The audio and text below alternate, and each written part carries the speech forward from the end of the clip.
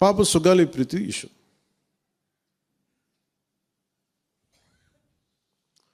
పండ్లున్న చెట్టుగా రాళ్ళు పడతాయంటారు. ఎవరైతే చేయూతనిస్తారో, ఎవరైతే ఆదరిస్తారో వాళ్ళని తిడితే ఎట్లాగా? అసలు ఈరోజు సుగాలి ప్రీతి అనే కేసు ఎలా ఎక్కడి నుంచి బయటకు వచ్చింది మీరు చెప్పండి. ఇలాంటి అన్యాయం జరిగిందని ఎవరికి తెలుసు? ఈ రోజున గత ప్రభుత్వం 2019, 2024లో ఒక ప్రభుత్వం మీద, అప్పుడు ముఖ్యమంత్రి మీద మాట్లాడటానికి అసలు ఎవరికైనా ధైర్యం ఉందా? ఒక ముఖ్యమంత్రిని అరెస్ట్ ఒక మాజీ ముఖ్యమంత్రిని ఆ టైంలో అరెస్ట్ చేస్తే రావడానికి ఎవరు లేరు రోడ్ల మీద. అలాంటి పరిస్థితుల్లో ఓడిపోయి 2 చోట్ల ఓడిపోయి ఉన్న ఒక ఎమ్మెల్యే వాళ్ళ పార్టీకి వెళ్ళిపోతే ఏ మానసిక స్థైర్యం, ఏ ధైర్యం, ఏది ఉంటుంది చెప్పండి ఎవరికైనా? మరి అలాంటి సమయంలో నేను ఒక తల్లి పడ్డ వేదన తీసుకున్నా. నాకే సరదాన 2 లక్షల మంది జనం మధ్యలో నడుచుకుంటూ వెళ్ళి ఆ సమస్యను హైలైట్ చేసి వాళ్ళు సిబిఐకి ఇచ్చారు. సిబిఐకి ఇస్తే మన ఇంటర్నల్ పేపర్ వర్క్ మనకి ఎలా తెలుస్తుంది? ఇంటర్నల్ పేపర్ వర్క్ వాళ్ళు ఇస్తే వాళ్ళు ఏంటంటే జీవో రిలీజ్ చేశారు. మా దగ్గర నుంచి వెళ్ళింది కానీ ఎక్కడికి వెళ్ళాలో అక్కడి నుంచి ప్రొసీడ్ చేయాలి, అక్కడ ఆపేశారు. హోంశాఖ నుంచి వెళ్ళింది సెక్రటేరియట్లో ఎక్కడో నెక్స్ట్ ఫైల్ ఢిల్లీకి వెళ్ళాల్సిన అక్కడ ఆపేశారు. మేము హోంమంత్రికి మేము సిబిఐకి పంపించేసాం అంటే లెటర్ చేశారు, లాక్ చేసి లాకర్లో పెట్టారు. ఇది జరిగింది. ఈ ప్రాసెస్లో ఏం చేశారు, వాళ్ళకి ఈ కేసు కొంచెం సెన్సిటివ్ కేసు కాబట్టి మీకు చెప్తాను. సుగాలి ప్రీతి నేను ఎందుకు కొంచెం సున్నితంగా మాట్లాడాలి ఈ విషయం ఏదంటే, మీకు ఒక అన్యాయం జరిగినప్పుడు, ఎవరికైనా ఒక అన్యాయం జరిగినప్పుడు మనం ఏం చేస్తామంటే, నాకు ఆ వ్యక్తికి శిక్ష పడాలి, ఇంకింతే ఉండాలి. వాళ్ళు ఏం చెప్తున్నారంటే, ఎవరైతే ఈ వెనకున్నారో, మరి గవర్నమెంట్ ద్వారా వచ్చారు, గత ప్రభుత్వం ఎలా వచ్చారో వాళ్ళు ఏం చేశారంటే, మనం పెట్టిన ఒత్తిడి ఆ రోజు 2 లక్షల మంది మనం జనంతో తీసుకెళ్ళి అది నేషన్ వైడ్ ఇష్యూ అయ్యేటప్పటికి వాళ్ళు చేసింది ఏంటంటే,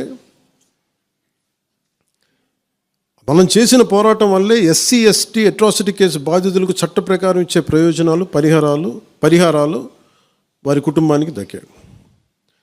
కర్నూలు రూరల్ మండలం దిన్నెదేవరపాడులో 5 ఎకరాల వ్యవసాయ భూమిని కేటాయింపబడింది. ఆ గ్రామం కర్నూలు నగరానికి 9 కిలోమీటర్ల దూరంలో ఉంది. ఈ రోజున మార్కెట్ వాల్యూ కనీసం ఎకరాకది వాళ్ళు చెప్పడం మీరు క్రాస్ చెక్ చేసుకుని 2 కోట్ల వరకు ఉంటుందని చెప్తా ఉన్నారు. వీరి కుటుంబానికి కర్నూలు కార్పొరేషన్లో కల్లూరు వద్ద 5 సెంట్ల ఇంటి స్థలాన్ని కేటాయింపు చేసిన ప్రభుత్వం. సెంటు 10 లక్షల నుంచి 15 లక్షల వరకు ఉంటుంది. పాప 2 తల్లిదండ్రులకి రెవెన్యూ శాఖలో జూనియర్ అసిస్టెంట్గా ఉద్యోగం ఇవ్వడం అయింది. ఇది కాకుండా ఇది మన పోరాటం వల్ల ఒత్తిడి పెట్టడంలో వచ్చినాయి. ఇవి కాకుండా నేను ఫస్ట్ టైం ఛార్జ్ తీసుకోగానే మొదట చెప్పిన మాట, పాపకి న్యాయం జరగాలి, ఏమేమి జరిగిందని సిఐడి చీఫ్ని నేనే తెలియజేశాను. డీజీపీ గారికి పంపించాను, అప్పుడు డీజీపీ గారికి తిరుమలరావు గారు, అలాగే సిఐడి అధికారులకు చెప్పాను, ఉన్నతాధికారికి, హోమ్ మినిస్టర్ గారికి చెప్పాం. ఇవన్నీ చెప్తే పోలీసు సిఐడి వాళ్ళు చెప్పింది ఏంటంటే, అసలు అప్పట్లోనే ఎవరైతే దీని వెనక కుట్ర వెనక ఉంది ఇవన్నీ చెప్తున్నారో ఏ డిఎన్ఏ తారుమారు చేశారు. ఎలా తారుమారు చేసి ఉండాలి? ఈ ఒత్తిడిలో వీళ్ళకి భూములు అవి ఇవి ఇచ్చేసి, మరి ఏం చెప్పారు నాకు తెలియదు కానీ నాకు తెలిసి వాళ్ళు ఈరోజు పోలీసు చెప్తుంది ఏంటంటే, సాక్ష్యాలు వీళ్ళు చెప్తున్న వ్యక్తుల మీద వాళ్ళ డిఎన్ఏకి దీనికి మ్యాచ్ కావట్లేదు. ఇది వాస్తవం. కోర్ట్స్ ఏం చేస్తాయి, పోలీసు ఏం చేస్తారు, దీన్ని కూర్చోబెట్టి. ఎందుకు చెప్తున్నానంటే, ఇది వివేకానంద రెడ్డి గారిని చంపేశారని తెలుసు అందరికీ. ఎవరైతే చేస్తున్న నిందితులు ఉన్నారో వాళ్ళు ఒక్కొక్కరుగా చంపేస్తున్నారు వాళ్ళని. మరీ గత 5 సంవత్సరాల్లో ఇట్స్ క్లాసిక్ కేసెస్ ఇవి. ఈ ప్రక్షాళనకే పూనుకున్నాం మనం. ఇది ముఖ్యంగా మన ఎమ్మెల్యేలకు కానీ, మీరు ఎంపీస్, యాజ్ అన్ ఎంపీస్ మీకు కూడా, మీరు ఈ కేసెస్ మీద మీరు రేపొద్దున అసెంబ్లీలో గళమెత్తాలి, మీరు తప్పదు. ముఖ్యంగా లా అండ్ ఆర్డర్, వీళ్ళు అందరూ తప్పించుకుంటూ వెళ్ళిపోతే ఇట్లా ఒక సోషల్ అన్రెస్ట్ వస్తుంది దీనివల్ల. అంటే వ్యక్తికి ఒక నేరస్తుడు చేసిన ఒక కులానికి చెందుతాడు, ఏదో ఒక నేరస్తుడు, మనం ఏం చేయలేం దానికి. ఇందాక అరుణ చెప్పినట్టుగా ప్రతి ఒక్కరు ఏదో కులానికి చెందాలి, వేరే దారి లేదు మనకి. మనం వేరేలా పొట్ల ఏదో కులానికి చెందాలి. కానీ తప్పు చేస్తే కూర్చోబెట్టి పలానా టక్కమైన ఒక మాట అనేస్తారు. పలానా ఎక్స్ చేసాడు అన్నావు, పలానా కాస్ట్కి చెందిన వాడు చేసాడు అంటారు. అసలు ఇంత కాస్ట్ ఎక్కడి నుంచి వచ్చిందో తెలియదు క్రైమ్కి. సో అందుకని మేము బీయింగ్ లీడర్ని చాలా సెన్సిటివ్గా మాట్లాడాలి. మరీ నేను మిగతా వాళ్ళు గబుక్కుని మాట్లాడేసి గత ప్రభుత్వ నాయకులు మాట్లాడేసి వెళ్ళిపోవచ్చు, ఈజీ అది. కానీ నేను అలా మాట్లాడకూడదు. దట్టు నేను ఇప్పుడు డిప్యూటీ సీఎం పదవిలో ఉన్నాను కాబట్టి నేను చాలా ఒళ్ళు దగ్గర పెట్టుకుని మాట్లాడాలి. అందుకని ఇవన్నీ మీరు ఒక్కసారి దీంట్లో కూడా ఆ పాపకి న్యాయం జరగాలి, దోషులుంటే శిక్షింపబడాలి, దాంట్లో అసలు ఎప్పుడు లేదు. కానీ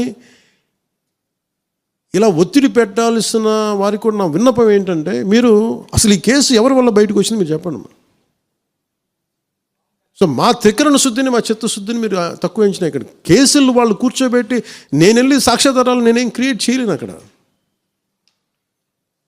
గత ప్రభుత్వం చేసిన తప్పులు కొనేసారు వీళ్ళు చాలామందిని. మరి ఏం కొన్నారు, ఎలా కొన్నారు, దీని మీద కేసు పెట్టాలి. లెట్ ఎంటైర్, ఇది నా ఒక్కటి కేసు కాదు, ఇది ఎంటైర్ సొసైటీ కేసు, ఇది సిచ్యువేషన్. మీరందరూ కూర్చొని ఒకసారి మన ఎమ్మెల్యేస్ అందరూ కూడా, మన నాయకులందరూ కూర్చోబెట్టి you try to take it to home minister గారు, including law and order CM గారి దృష్టిలో చేతిలో ఉంటుంది కాబట్టి నేను ఇంతకుమించి దీని మీద మాట్లాడకూడదు. అందుకని నేను శిక్ష పడాలని కోరుకుంటాను. ఇంతకుమించి కాకపోతే ఏమైపోతుంది, నా మీద నన్ను లాగడం చాలా తేలిక అందరికీ. ఎందుకంటే నేను మెత్తని మనిషిని కదా, నా మీద రాళ్ళు వేసేయండి ఈజీ, నా చొక్కా పట్టుకుని ఈజీ. అదే గత ప్రభుత్వం ముఖ్యమంత్రిని పట్టుకోమని చెప్పండి, ధైర్యం కూడా చేయరు, ఇప్పటికీ ధైర్యం చేయరు. ఎందుకంటే వాళ్ళ మనుషులు ఇళ్లలోకి వచ్చి కొడతారు, క్రిమినల్స్ వచ్చి ఇళ్లలోకి వచ్చి కొడతారు, చంపేస్తారని భయం.